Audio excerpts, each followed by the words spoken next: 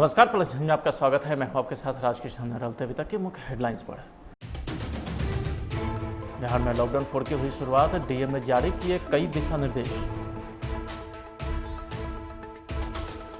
Corona की तीसरी लहर को लेकर के सरकार अलर्ट मोड में, 27 जिलों में बच्चों के लिए बनेगा आईसीयू। और सासाराम में नल जल योजना में भारी अनियमितता का मामला हुआ उजागर, एफआईआर दर्ज। अब खबरें विस्तार से। बिहार में लॉकडाउन 4 की शुरुआत हो गई है। आपको बता दें कि ये चौथी बार लॉकडाउन लगाया गया है। कोरोना केस को देखते हुए यह लॉकडाउन लगाया गया है। इसके पहले 3 बार लॉकडाउन लग चुका है, लेकिन इस बार फिर से सरकार ने बैठक के दौरान 8 जून तक के लिए लॉकडाउन लगाया है। हालांकि इस बार लॉकडाउन में कुछ जरूरी सेवा में छूट दी गई है। पटना में दुकानें खोलने के लिए दिन तय कर दिया गया है। अनिवार्य और आवश्यक सेवा की दुकानें रोजाना खुलेंगी, बाकी दुकानों को हफ्ते में 3 दिन खोलने का फैसला किया गया।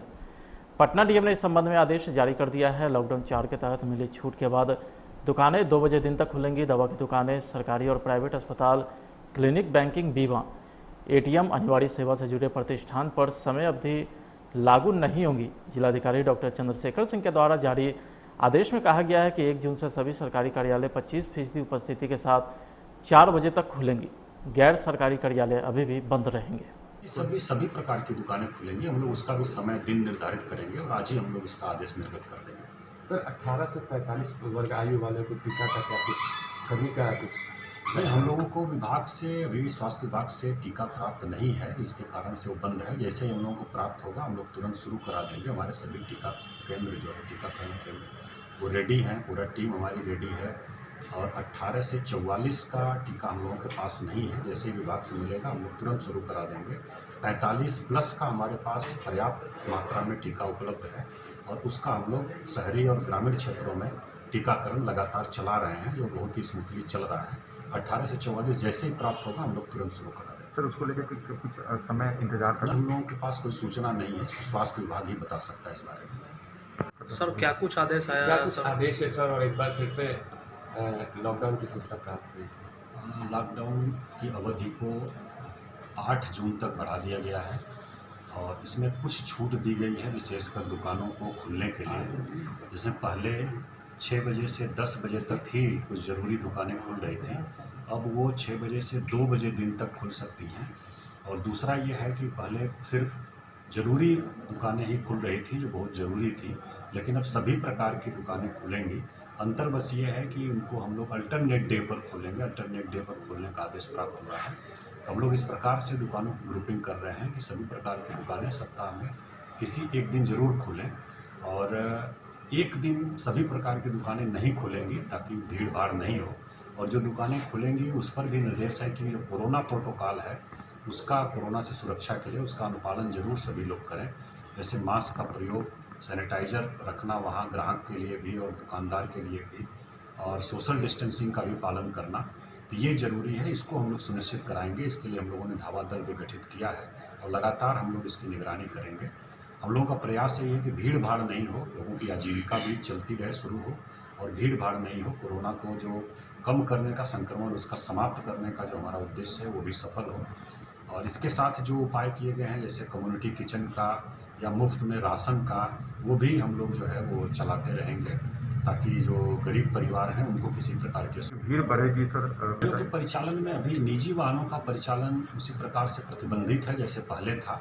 बहुत ज़रूरी काम है तभी निकल सकते हैं, जैसे मेडिकल के लिए, अस्पताल के लिए, दवा लेने के लिए, और कहीं इमरजेंसी इस प्रकार की है तो उसमें ई पास लेकर के ही जा सकते हैं। तो निजी वाहनों का परिचालन अभी भी 8 जून तक बंद है और हम लोग अनुरोध करेंगे कि सब लोग उसका अनुपालन करें।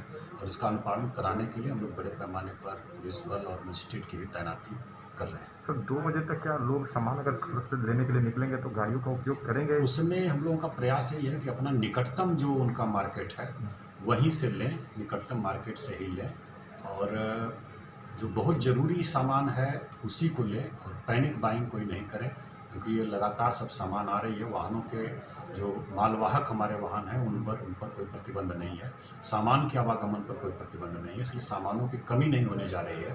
तो जितना ज़रूरी है बस उतना ही खरीदें और अपने निकटतम बाज़ार से ही खरीदें ताकि हम लोग इसका पालन कर सकें। सर दुकानें तो सर कोरोना की तीसरी लहर की आशंका को देखते हुए सरकार लगातार बैठकें कर रही है और स्थिति का जायजा भी ले रहे हैं। आपको बता दें कि इस मौके पर सीएम नीतीश कुमार ने कहा है कि 27 जिलों में बच्चों के लिए आईसीयू बनाया जाएगा।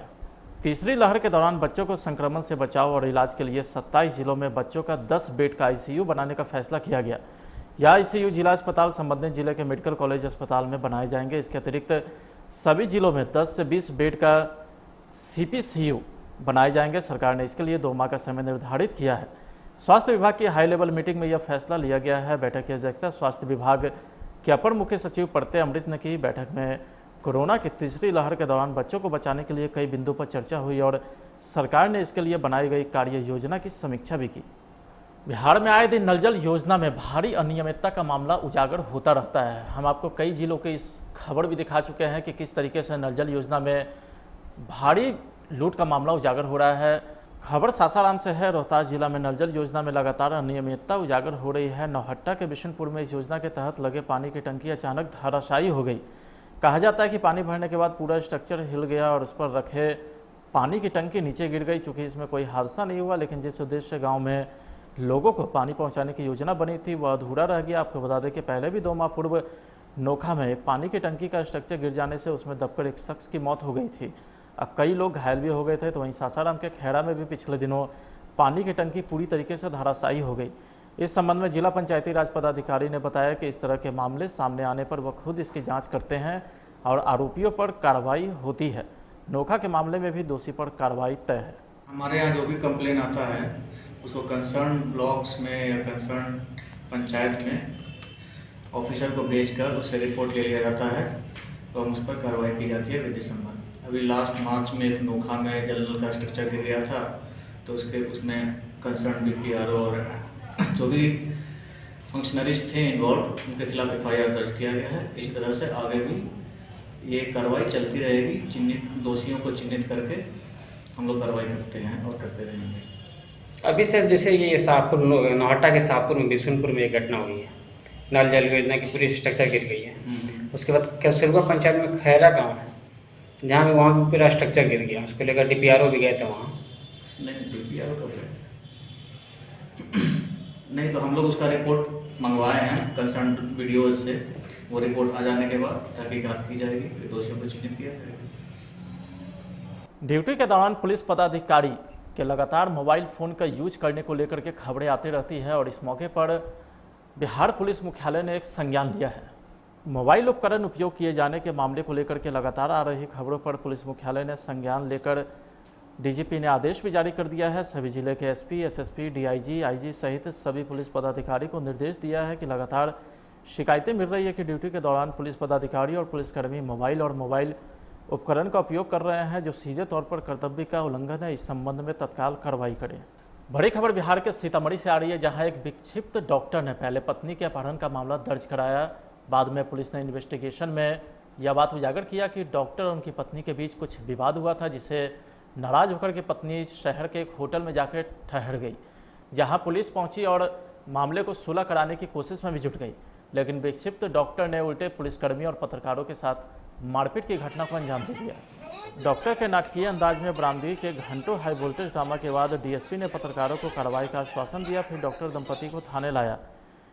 एक निजी न्यूज चैनल के रिपोर्टर के साथ कई पत्रकारों के साथ भी मारपीट की गई। उनका मोबाइल छीनकर जमीन पर तोड़ दिया गया। इतना ही नहीं, पत्रकारों के अलावा पुलिस वालों ने मारपीट भी की और उनका मोबाइल भी फोड़ दिया। पुलिस कांस्टेबल की वर्दी भी फाड़ दी।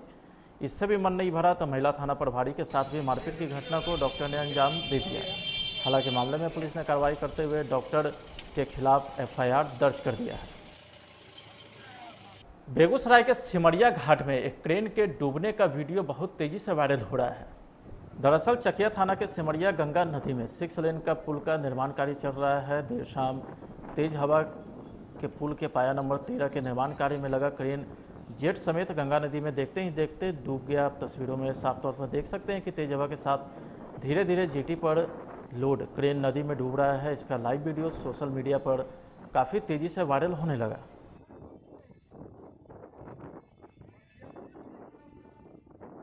फिलहाल आज की खबरें में इतना ही। आप देखते रहिए फ्लैश न्यूज़। नमस्कार।